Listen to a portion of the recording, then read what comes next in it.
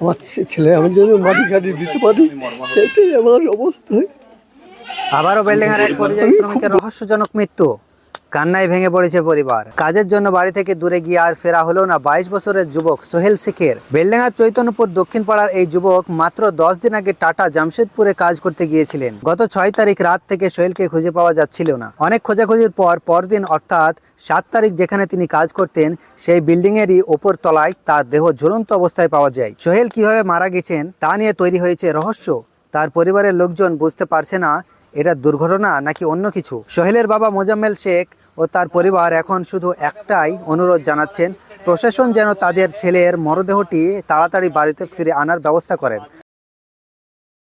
ঘটনা বলতে আমাদের যে ছেলেটা সোহেল শেখ সম্ভবত 5টা রমজানে টাটা জামশেদনগর কাজে যায়। একজন দেবপুর গ্রামের একজন ঠিকাদার, নাম হচ্ছে বাপি, তার সাথে সেখানে যাওয়ার পর শোনা যাচ্ছে যারা ওর এক বন্ধু ছিল ওখানে ওর সাথে, যে গত 6 তারিখে রাত্রি 10টার পর থেকে এবং 6 তারিখ সারাদিনই নাকি ঠিকাদারের সঙ্গেই ঘুরে বেরিয়েছে। 6 তারিখে রাত্রি 10টার পর থেকে তার আর কোনো সংবাদ পাওয়া যায়নি। যে ছেলেটা ওর বন্ধু আমাদের এখানকার রুবেল শেখ একই বিছানায় শুয়ে থাকতো, সে ওকে না পেয়ে সেও সারা রাত তনছট করছে, ঘুমাতে পারেনি মানে বন্ধুর এতে। তারপরে ঠিকাদারকে সকালবেলায় জিজ্ঞাসা করে, ঠিকাদারও বলতে পারেনি কিছু। যখন ওই ছেলেটা বাড়িতে গতকালকে সকালের দিকে ফোন করে আনুমানিক 10টার আগে, সে ছেলেটাকে নাকি ঠিকাদার মারতে যায়, তুই কেন বললি এখন, 2 দিন পরে বলতি, এরকম তাকে প্রশ্ন করেছে।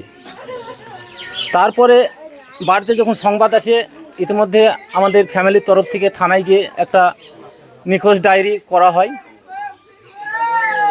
নিখোঁজ ডায়েরি করে বাড়ি পৌঁছানোর আগেই আপনার আনুমানিক 5টার দিকে ওখান থেকে খবর আসে যে সোহেল শেখ ওই যেখানে কাজ করছিল সেই বিল্ডিংয়ের উপরে ঝুলন্ত অবস্থায় পাওয়া গেছে।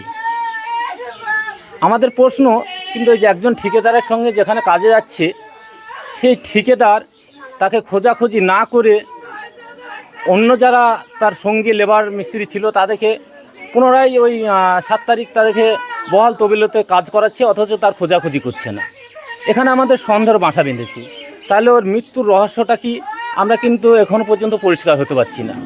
তা আমরা চাই যেভাবেই মৃত্যু হোক না কেন, মৃত্যুই।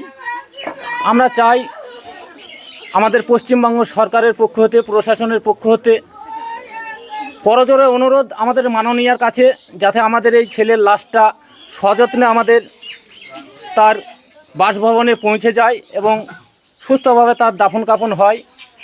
এটা আমরা অনুরোধ করছি প্রশাসনের কাছে।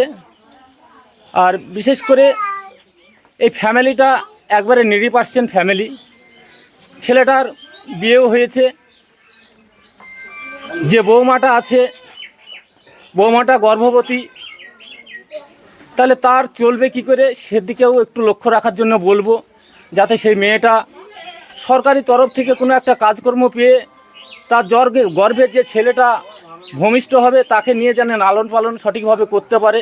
এটা আমাদের মাননীয়ের কাছে অনুরোধ, উনি যেন এর দিকে একটু দৃষ্টিপাত করেন। কিরকম বয়স? ছেলের বয়স আনুমানিক 22 হচ্ছে, 21-22। আপনি কি? আমি কেউ হচ্ছি বলতে আমারই প্রতিবেশী সম্পর্কে, আমি দাদু হচ্ছি ছেলের। আপনার পরিচয়টা দেবেন? আমার নাম সাফিকুর রহমান, বাড়ি চৈতন্যপুর, থানা বেলডাঙ্গা, জেলা মুর্শিদাবাদ। হ্যাঁ, সোহেল শেখ টাটা জামশেদপুরে কাজে গিয়ে ঝুলন্ত অবস্থায় পাওয়া গেছে, এই বিষয় নিয়ে কী বলবেন?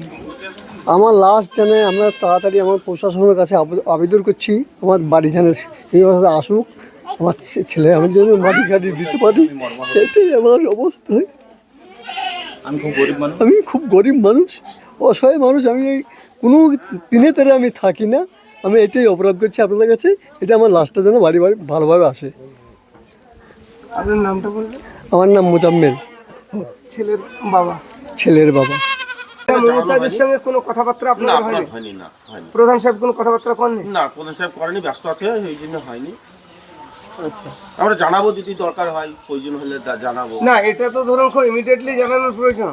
অবশ্যই। কারণ হচ্ছে ভিন রাজ্যে মারা গেছে, সেই লাশটা মৃত্যু যেভাবে হতে পারে সেটা পরে দেখা যাবে, কিন্তু লাশটা তো পৌঁছানোর ব্যবস্থা করতে হবে।